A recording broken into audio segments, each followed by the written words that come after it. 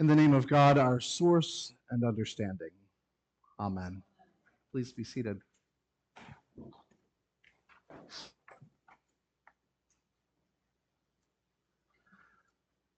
This sermon, like so many others, I'm sure, begins exactly where you'd probably expect, with thoughts on a popular German rap song.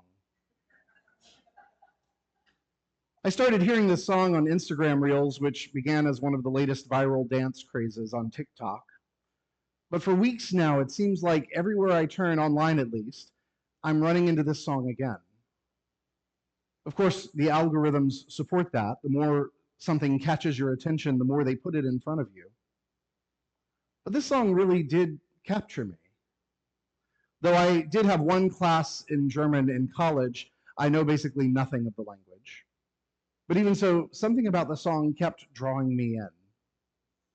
I didn't know what was being said, but I liked hearing it said. It was satisfying. I'd play it for you now, but the streaming police would shut us down. Because the song ensorcelled me so, I had to dig further into it. The clip that the dance videos always begin with is an exclamation in German of the word abracadabra. So I started searching for that. Strangely enough, however, there is a German punk rock song by that name, which I listened to in its entirety, trying to figure out if the clip that I was looking for was buried inside it somewhere. It was not.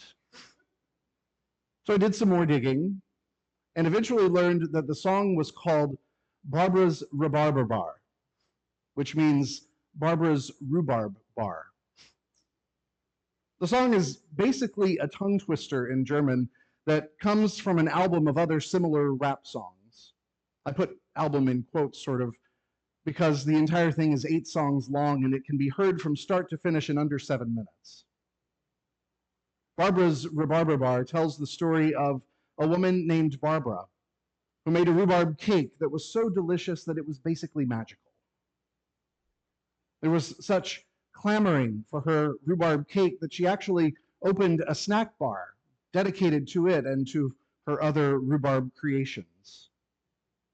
The snack bar was frequented by barbarians.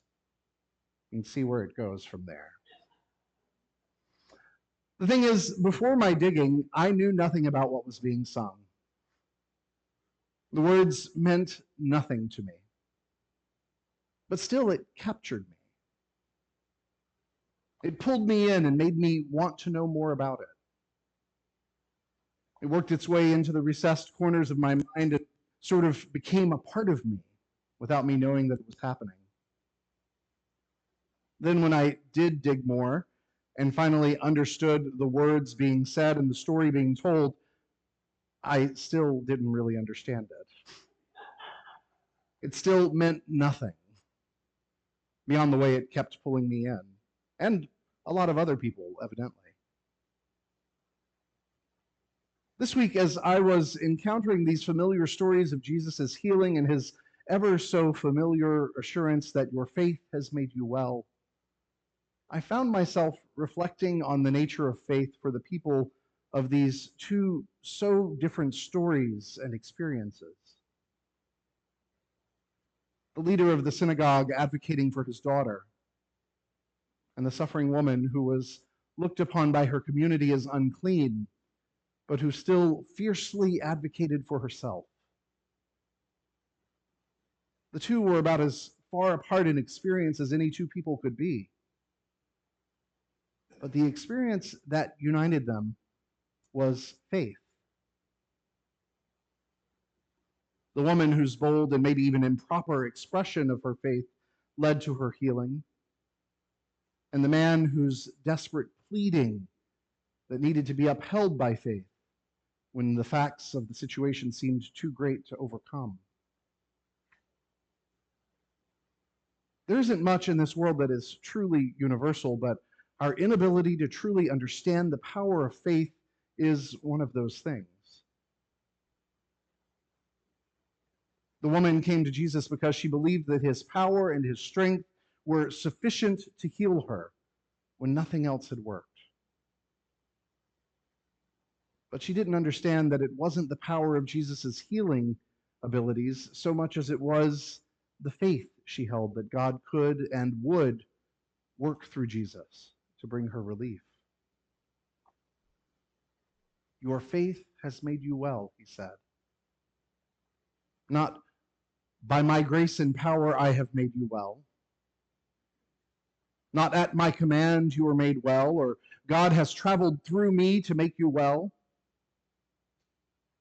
Like Dorothy and her ruby slippers that would take her home, the woman already had what she needed. She'd had it the whole time. She had faith. For Jairus, the man who came to Jesus for help, his faith was called on to sustain him when everything seemed impossible. Do not fear, only believe, Jesus said.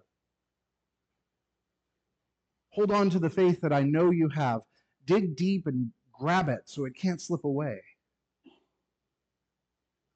Rely on it and use it to carry you to the next threshold. Do not fear, only believe. The common thread is that these two people needed faith more than anything else if they were to get through to where they needed to be. But neither of them understood the faith that was asked of them, nor the faith that they were able to muster. But understanding it wasn't the point. Having it was the point.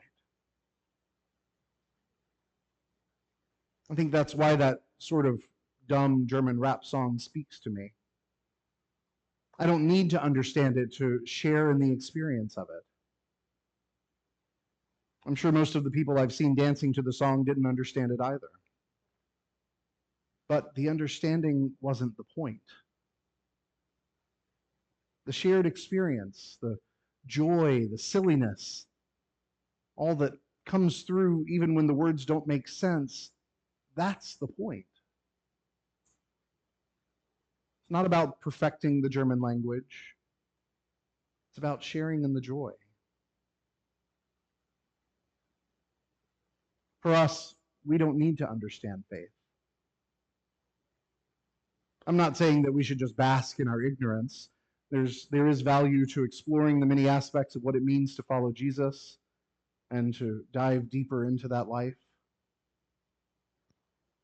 But still, it's not about having some perfect understanding. The mysteries of the faith defy understanding. And that's okay. We don't need to understand everything about faith for it to have an impact on our lives.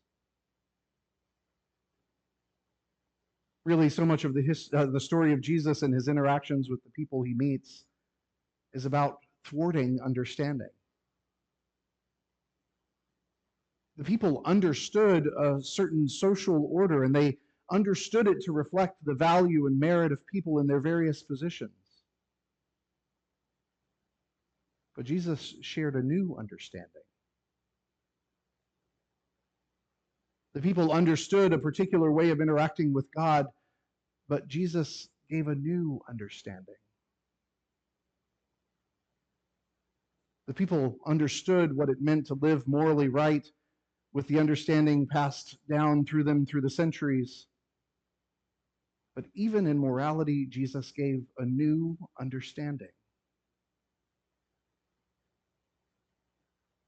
So maybe don't place so much faith in your understanding.